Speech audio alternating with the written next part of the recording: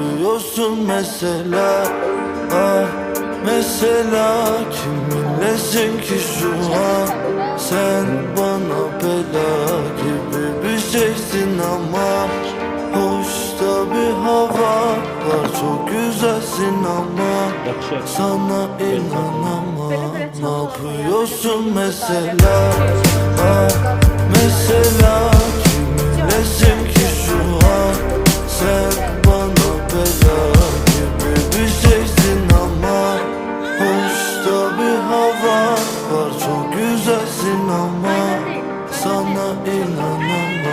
Ne yapıyorsun mesela?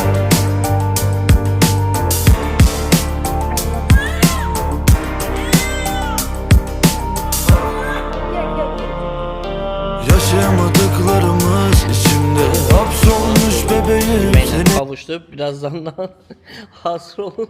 Bir de ses çıkaracağız. Evet, indi Fiora'da çocuk